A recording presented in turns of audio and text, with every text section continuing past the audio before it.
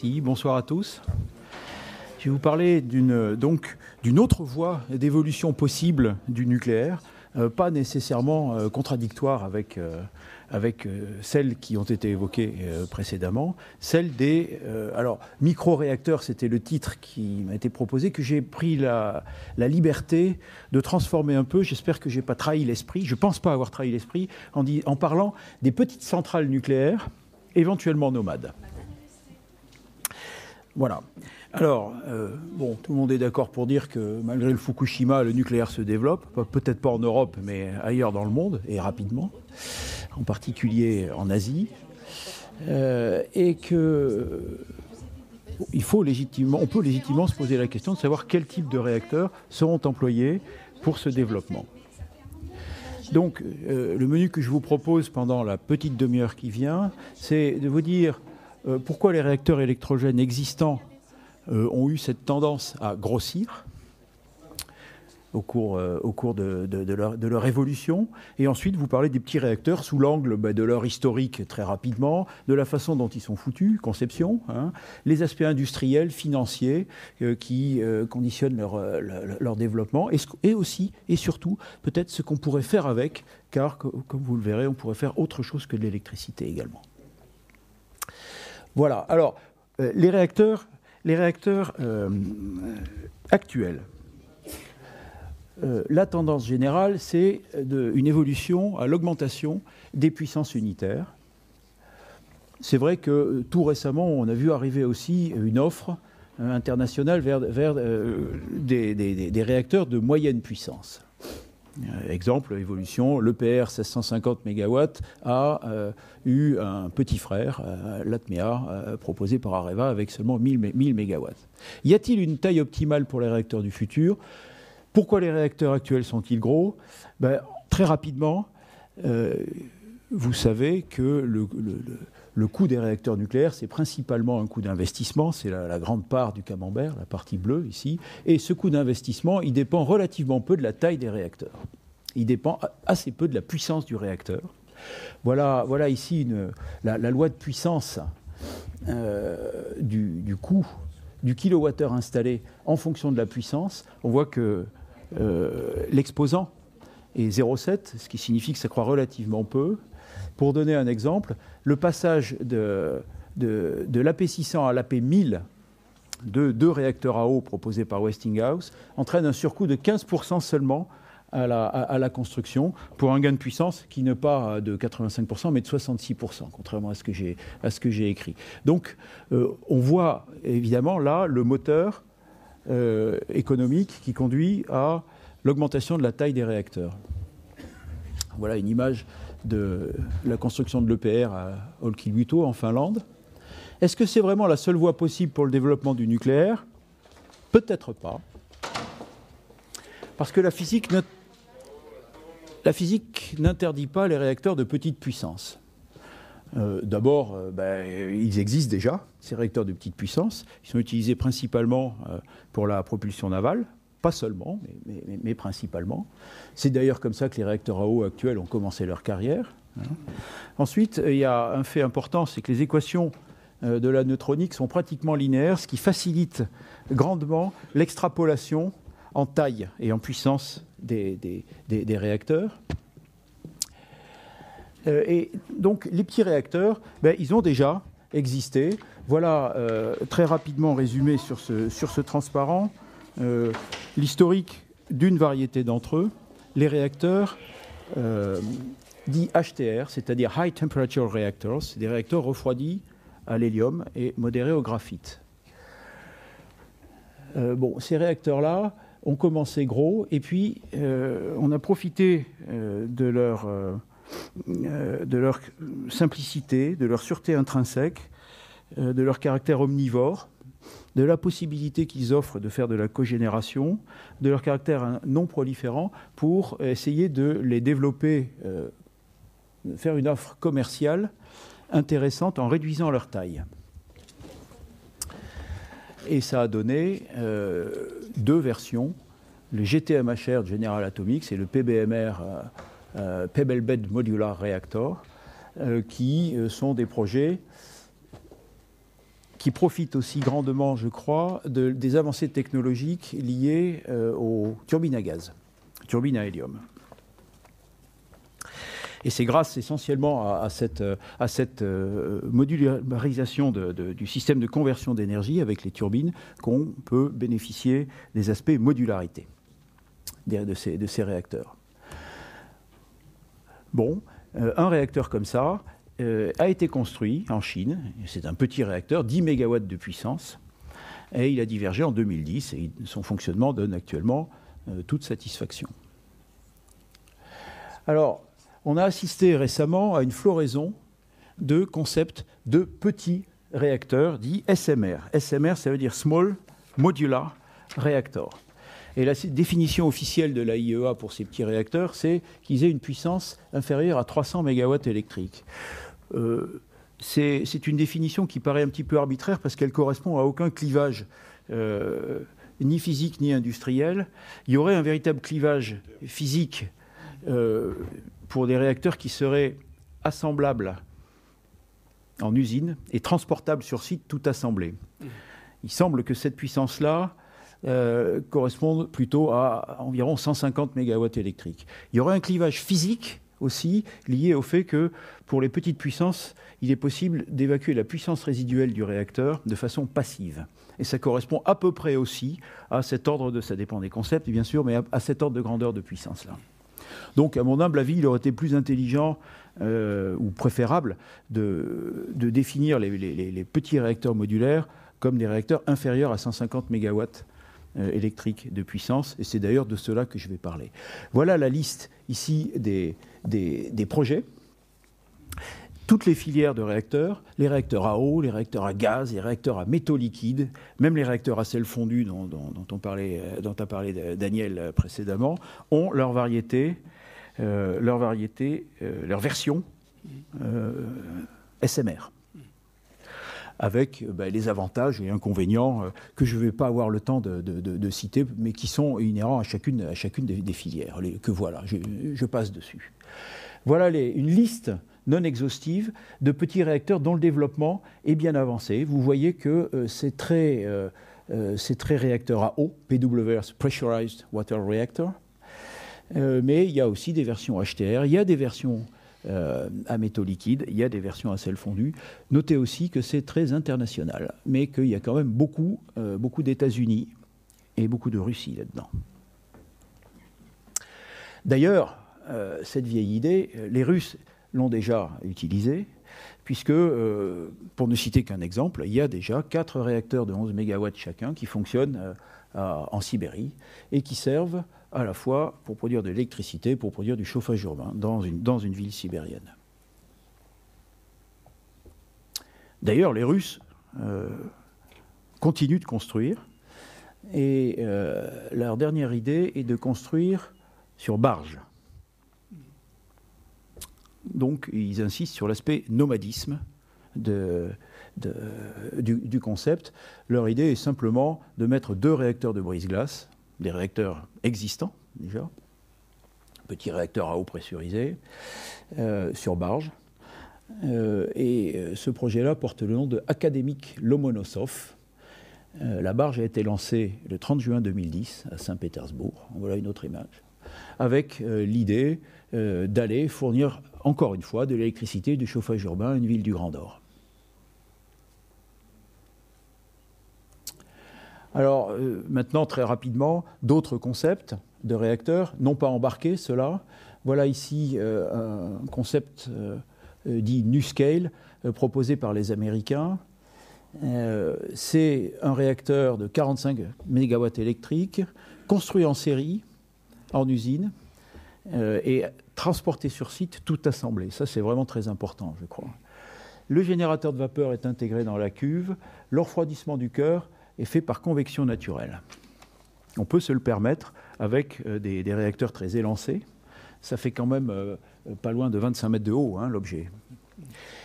Et ça permet de mettre en œuvre la convection naturelle.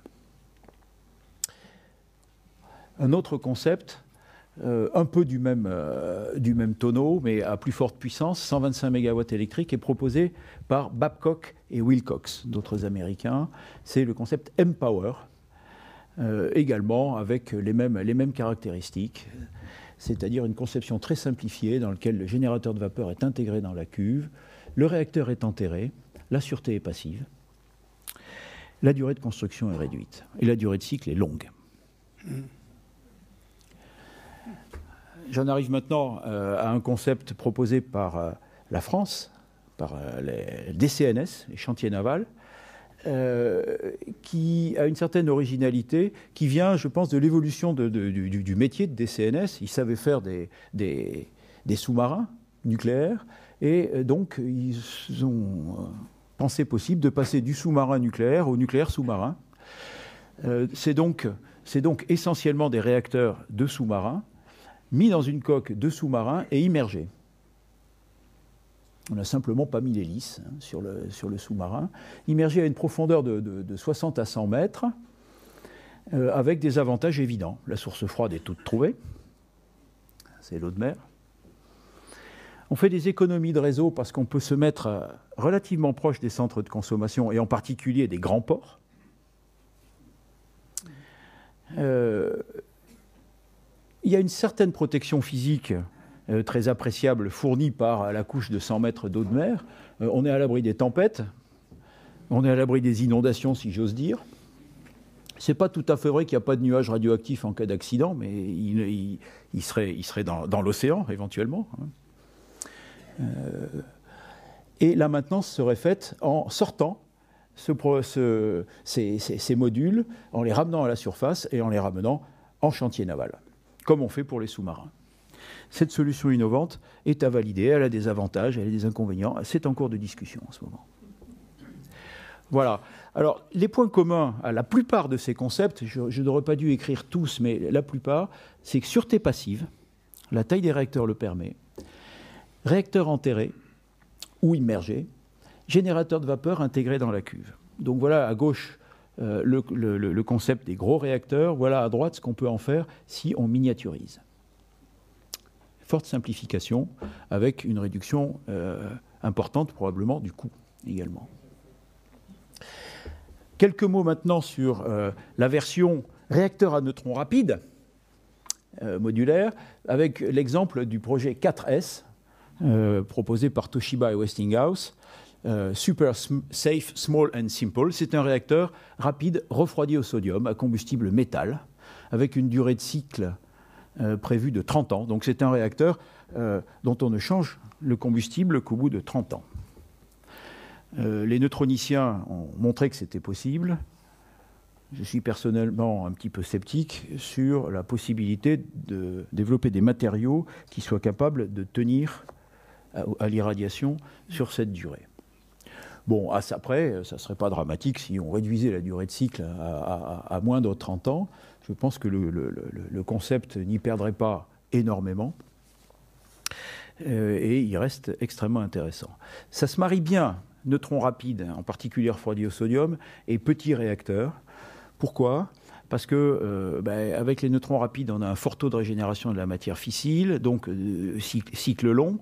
Donc, ça se marie bien avec l'idée de petits réacteurs éloignés, ça. Ensuite, si le cœur est assez petit pour être transporté entier, les opérations de chargement-déchargement peuvent être faites en usine, sans qu'il soit nécessaire d'avoir des infrastructures locales. Voilà. Autre chose, on a beaucoup parlé dans les exposés précédents de ce fameux coefficient de vidange des réacteurs, en particulier à métaux liquides, mais Daniel en a parlé aussi pour les réacteurs à sel fondu. Eh bien là, avec les petits réacteurs, il faut savoir qu'il est tout naturellement résolu. Les petits réacteurs à sodium ont un coefficient de vidange négatif, ce qui signifie que l'évacuation du sodium arrête la réaction. C'est dû au fait qu'on a beaucoup de fuites de neutrons dans ces réacteurs-là. L'économie de neutrons le permet. Et l'existence de ces fuites sauve, je dirais, ce système-là. C'est uniquement avec les gros réacteurs à sodium qu'on a cette difficulté du coefficient de vidange positive. Voilà. Alors, l'intérêt des petits réacteurs, j'espère vous l'avoir montré, c'est que du point de vue sûreté. La sûreté est plus facilement assurée. Ils ont un rapport surface sur volume qui est beaucoup plus grand que sur les gros réacteurs, ce qui fait qu'on peut les refroidir plus facilement. Ils ont un coefficient de vidange, comme on l'a vu, négatif facilement pour les réacteurs à sodium. On peut donc les concevoir, on peut simplifier leur conception. Les aspects industriels, la modularité, la standardisation, l'effet de série jouent en la faveur de ces petits réacteurs. Côté financier, les délais de construction sont réduits puisqu'il s'agit d'un réacteur plus simple. Sachant que les coûts d'investissement et les intérêts intercalaires jouent pour beaucoup dans le prix du mégawattheure, des délais de construction réduits sont un argument très important en la faveur de ces petits réacteurs. L'investissement réparti aussi, parce qu'on peut commencer par construire un module et commencer à produire de l'électricité avant d'avoir à installer plusieurs modules si on envisage une centrale à plusieurs tranches. Voilà. Alors pour l'utilisation, c'est souple d'utilisation, c'est potentiellement nomade, c'est intéressant pour les régions isolées, c'est intéressant pour la cogénération, mais ça j'essaierai de l'illustrer. Bon, j'ai suffisamment parlé de la sûreté, je ne vais pas en dire beaucoup plus. Où en est-on sur ces réacteurs-là ? Avant de construire et d'exploiter des petits réacteurs, il faut obtenir l'autorisation de l'autorité de sûreté. Et là, on n'est pas très avancé. Ces réacteurs-là, très peu d'entre eux ont demandé l'autorisation et à plus forte raison l'ont obtenue. Seuls les petits réacteurs à eau pressurisée de propulsion navale et puis les anciens HTR sont autorisés. SMART, le projet SMART, est autorisé depuis juillet 2012. L'appel d'offres, il y a eu un appel d'offres américain pour faire avancer le processus de licensing et le développement de 2 concepts de réacteurs dont la réponse devait arriver ces jours-ci. Enfin, elle est arrivée en fait avant-hier et elle a abouti à sélectionner un réacteur, le projet mPower. Il devait en sélectionner 2. Il y en a un qui a été sélectionné, mPower, dont le développement et le licensing seront aidés par le Department of Energy. Les aspects industriels. Je voudrais dire un mot sur les avantages de la modularité et des effets de série. Déjà, avec une analogie, Monsieur de Dion-Bouton construisait des voitures à l'unité avec des artisans qui étaient des compagnons et il les construisait essentiellement sur le parking. On en est là avec les réacteurs nucléaires actuels. Et puis est arrivé Henry Ford qui lui a construit ses Ford T à la chaîne. Et c'est peut-être ce que permettraient les petits réacteurs modulaires. Alors combien est-ce qu'on gagnerait à faire ça ? On a tenté au CEA une évaluation, un exercice de technico-économie pour voir si l'effet de taille dont j'ai parlé précédemment et qui joue en faveur des gros réacteurs pourrait être éventuellement contrebalancé par un effet de série. On sait bien que quand on construit en série, on gagne. On gagne en coût. Voilà une illustration de ce qu'on gagnerait d'après l'étude CEA en construisant un grand nombre d'unités. Coût d'investissement en fonction du nombre d'unités. Alors, est-ce que ça suffit pour battre l'effet de taille ? Eh bien, malheureusement, non. Non, quand on met les 2 effets ensemble pour calculer combien coûterait un parc, typiquement le parc français, d'une puissance égale à la puissance installée en France actuellement, en fonction de la puissance unitaire des réacteurs qui composeraient ce parc. C'est un parc complètement hypothétique. Si on est à tout reconstruire, eh bien, on s'aperçoit qu'on aboutit à des courbes décroissantes en fonction de la puissance unitaire. Donc le résultat de cette étude montre que l'effet de taille l'emporte sur l'effet de série, et ça signifie que très probablement les petits réacteurs ne seront pas compétitifs et donc pas utilisés industriellement pour produire de l'électricité en base d'un pays industrialisé. il reste peut-être des marchés de niche pour les petits réacteurs, et c'est cela que je voudrais évoquer. Alors, je ne voudrais pas me fonder uniquement sur cette étude technico-économique du CEA pour vous parler du coût des petits réacteurs. Il y a eu des évaluations de coûts publiées dans la littérature pour d'autres petits réacteurs. C'est très difficile de comparer parce que certains parlent en coût overnight, d'autres parlent en coût beaucoup plus réel en tenant compte des intérêts intercalaires. Et à ce moment-là, il y a un ingrédient essentiel de l'évaluation qui est les taux d'intérêt qui rentrent en ligne de compte et qui n'est pas le même pour tout le monde. Donc ça rend la comparaison extrêmement difficile et on a des chiffres qui varient d'un facteur 3 pour le même type de réacteur. Donc qui croire dans cette affaire-là? Je crois réellement qu'on ne saura pas le coût des SMR si on n'en construit pas quelques-uns, ne serait-ce que quelques-uns. Mais enfin, bon, je me fie quand même, pour vous donner quelques chiffres que j'ai pas osé écrire noir sur blanc, mais je vous l'ai dit oralement. Je cite une étude de l'Université de Chicago, parue en 2011, qui donne pour les gros réacteurs un prix à la puissance installée de l'ordre de $4 200 par kilowatt électrique, et pour un SMR, qui est de l'ordre de $4 700 par kilowatt électrique. Donc on confirme quand même quelque part qu'il n'y a pas photo, hein, les gros réacteurs sont encore moins chers. Mais d'après cette étude, le gap n'est pas énorme. Hein. Voilà. Alors il y a quand même maintenant du côté financier un intérêt au SMR. Bien sûr, l'investissement reste prépondérant, mais les délais de construction sont réduits. On passe de 5 à 6 ans pour un gros réacteur à 3 pour un SMR. Du moins, c'est ce qui est annoncé actuellement. Mais je pense que c'est assez crédible compte tenu de la conception simplifiée du réacteur. L'investissement est étalé, les intérêts intercalaires réduits, etc. Alors, maintenant, j'ai parlé de marché de niche. Quels pourraient être les atouts qu'on peut mettre en avant sur ces marchés de niche? Dans les pays où le nucléaire est déjà implanté, on pourrait mettre évidemment plusieurs modules sur le même site, mais je crois que l'intérêt principal, c'est la possibilité d'insérer ces petits réacteurs dans des pays où le réseau électrique est relativement peu développé. Il faut voir que les études technico-économiques de ces petits réacteurs telles qu'elles ont été faites jusqu'à maintenant, aucune n'a pris en compte le gain potentiel qu'on aurait sur le réseau électrique. Des petits réacteurs, on peut les construire relativement près des centres de consommation. On gagne donc sur le coût du réseau électrique. Or, le réseau électrique, ça coûte très très cher. Hein.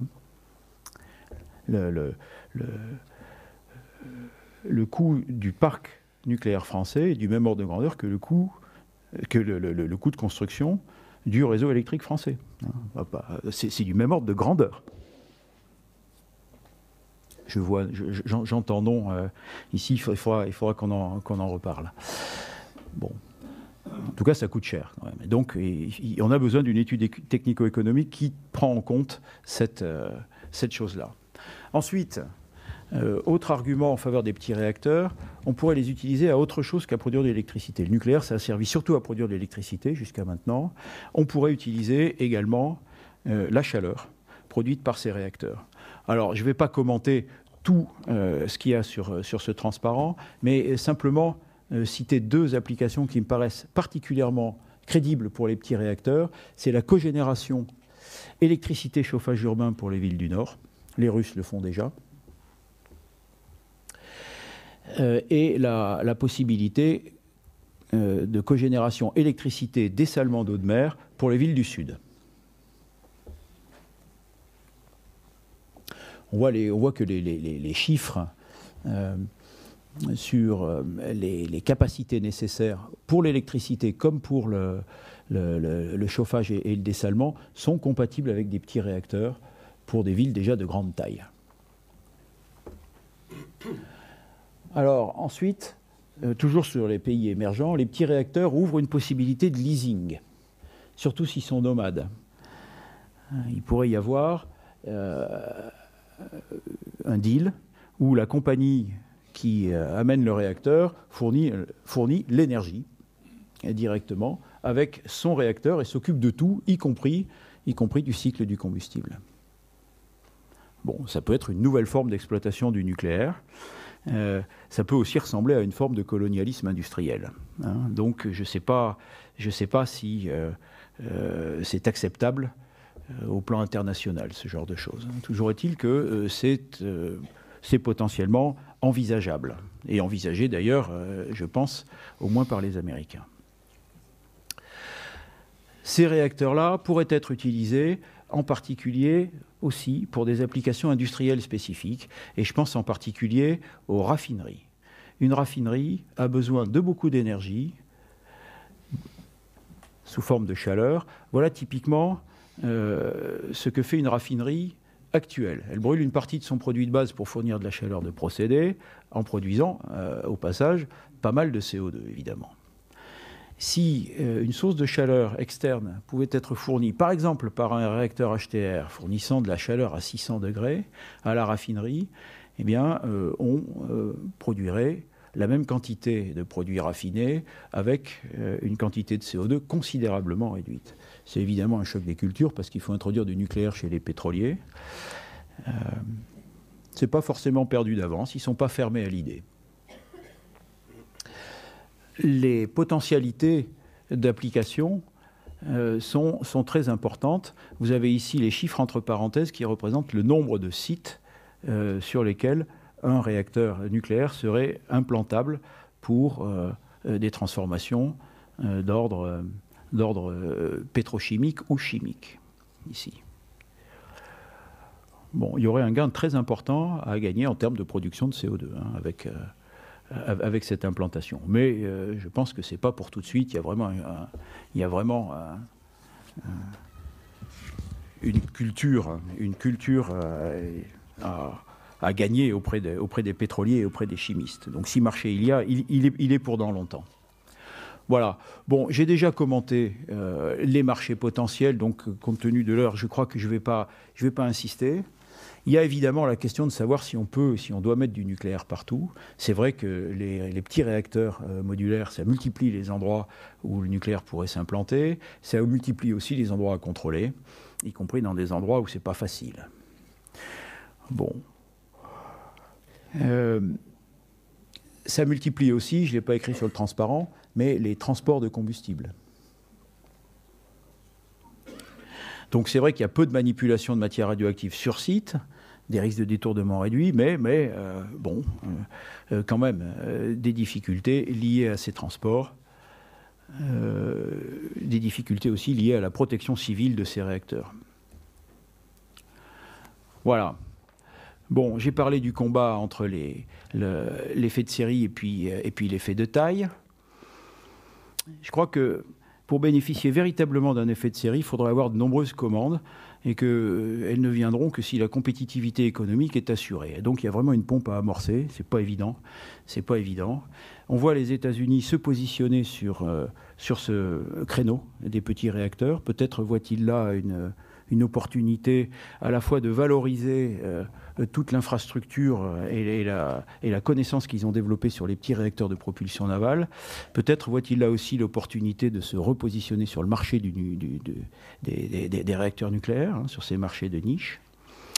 Donc les Américains, comme je l'ai dit, financent la recherche en partenariat avec les industriels. Ils ont développé des sommes conséquentes pour préparer le processus de certification et aider au développement de réacteurs sélectionnés. J'ai parlé de mPower, là, de Babcock et Wilcox, qui vient d'être sélectionné.